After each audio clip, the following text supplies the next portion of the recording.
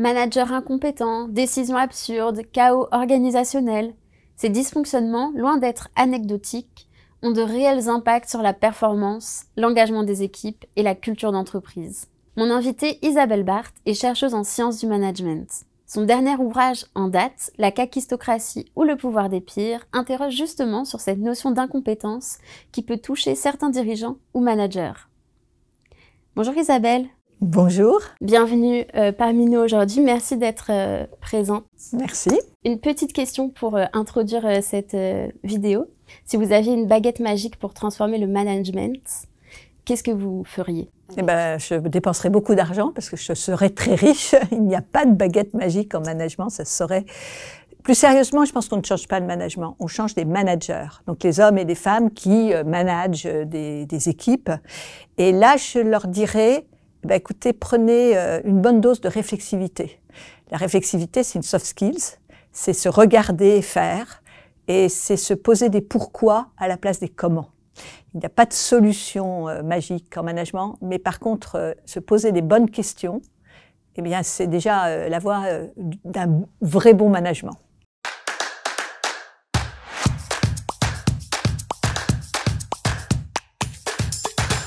Isabelle, vous avez récemment sorti un dernier ouvrage qui s'intitule La kakistocratie ou le pouvoir des pires, voyage au cœur de l'incompétence.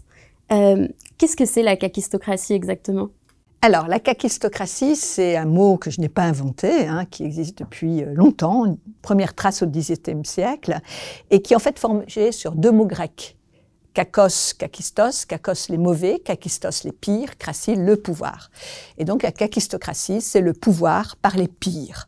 Alors on peut imaginer beaucoup de choses, mais je l'ai remis dans la situation du travail, du management, et donc je parle des incompétents. La gouvernance, la direction par des incompétents. Et qu'est-ce qui vous a donné envie d'écrire sur ce sujet? Vous avez écrit beaucoup de livres sur le management, mais pourquoi vous concentrez là Alors, j'ai écrit beaucoup de livres sur le management, j'ai regardé par toutes ces facettes, et il y a toujours des faces obscures. Et il y en avait une qui était de plus en plus évidente, c'était tous ces gens qui me disaient « mais je suis dirigé par un incompétent, je suis dans une organisation où règne l'incompétence ». Et c'était pas simple pour eux. Et donc, j'ai fait une petite vidéo de 3 minutes qui a eu un succès fou, un TEDx. Et là, je me suis dit, il faut que je me lance dans le bouquin. Donc, c'est 3 ans d'enquête dans ce monde assez obscur de l'incompétence. Comment on reconnaît l'incompétence des dirigeants ou des managers? Alors, quand on parle d'incompétence, il y a deux grands types d'incompétence. L'incompétence métier, le hard. Et ça, c'est relativement repérable. On peut y remédier, mais on sait faire. Moi, ce que je zoome dans cet ouvrage, c'est l'incompétence managériale. C'est-à-dire des gens qui sont des mauvais managers, qui prennent des mauvaises décisions, qui font régner un climat délétère, qui ne savent pas dire non, qui ne savent pas mener une réunion efficace, qui ne savent pas écouter leurs équipes, qui ne savent pas prendre des bonnes décisions et qui créent souvent des catastrophes dans les organisations, même si ça peut durer longtemps, les situations peuvent durer longtemps. Alors Isabelle, deuxième question, en tout cas deuxième thématique que je voulais aborder avec vous aujourd'hui. Vous avez parlé de catastrophes. Justement, quelles sont les conséquences de l'incompétence managériale sur les entreprises et sur les équipes? Alors elles sont très nombreuses. Alors on peut citer les coûts qui sont souvent cachés parce que le service, le produit n'est pas délivré, des pertes de temps énormes parce qu'il faut refaire des choses qui ont été mal faites. Ça peut être et c'est plus grave, de la désespérance parce que on a honte d'avoir un manager qui est incompétent quand on pense l'être. C'est l'image de marque de l'entreprise aussi, avec des clients qui se plaignent et qui disent mais rien ne va, un manque d'attractivité pour l'organisation. Et je pense le plus important, la perte de repères.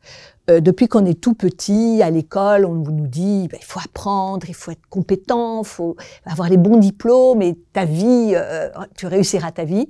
Et là, on est dans un univers, la kakistocratie, où ce qui a de la valeur, c'est l'incompétence. Et on voit des gens, ils ont eu la promotion. Il est nul et on le sait depuis des années, et pourtant, ça marche. Donc, on est dans une inversion de repères qui est assez problématique et qui fait que les gens perdent du sens.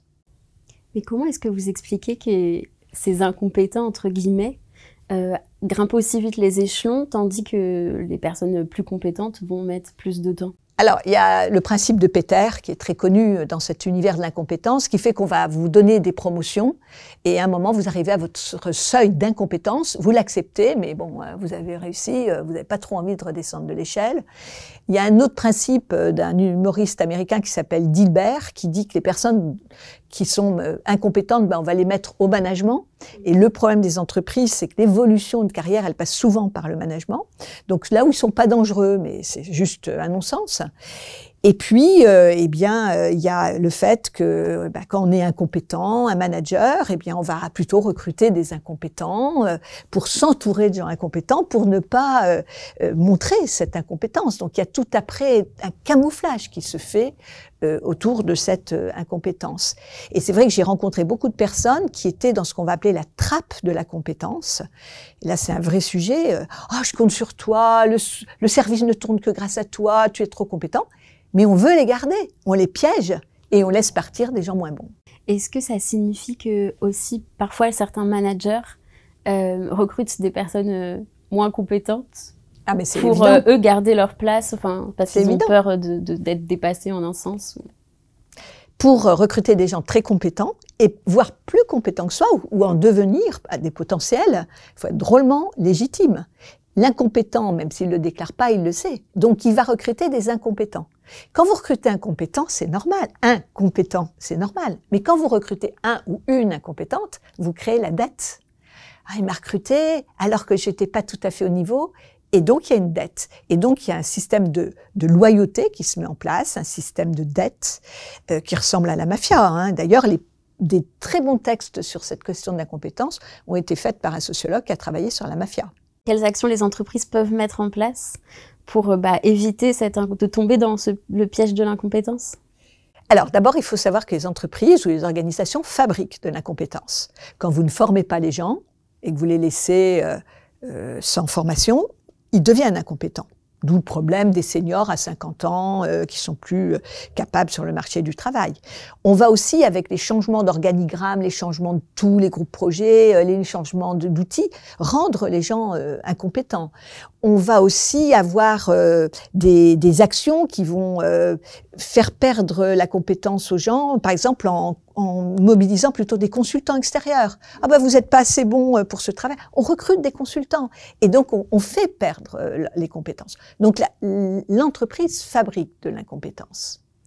Ensuite, la deuxième chose, alors pour en sortir, il y a quelques grandes voies qui sont pas simples. La première, c'est former.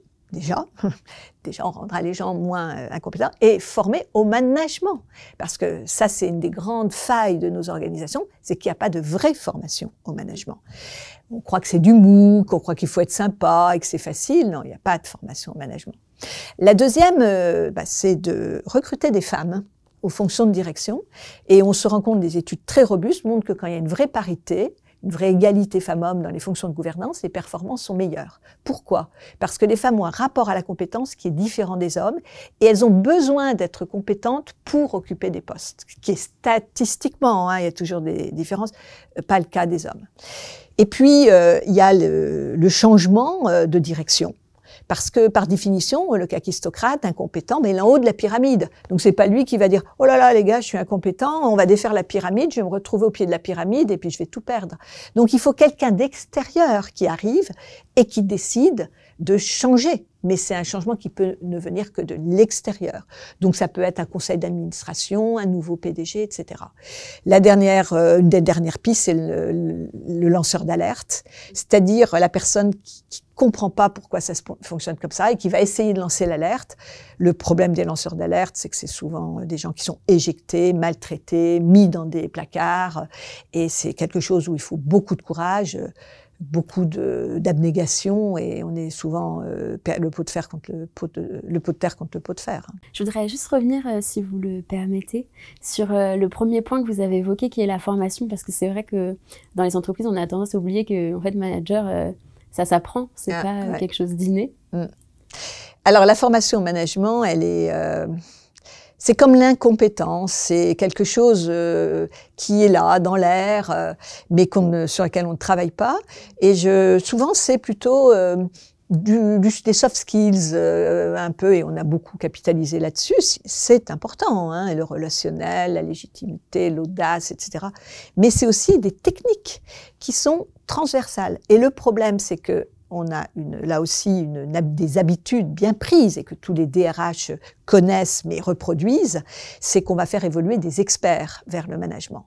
Et pour être un très bon manager, il faut faire le deuil de son expertise. Et ça, c'est hyper compliqué. Mais si on n'a pas compris ça, ben on continue dans des journées qui ne font que 8, 10, 12 heures, 16 heures, à vouloir être le meilleur expert, alors que être manager, ben c'est justement faire grandir ses équipes vers des expertises. Merci Isabelle d'avoir été présente avec nous pour nous parler notamment de votre dernier ouvrage sur la kakistocratie. Merci à vous toutes et à vous tous de nous avoir suivis. S'il ne faut retenir qu'une chose de cette vidéo, c'est que le management, c'est un métier qui s'apprend. Donc n'hésitez pas à vous former en management.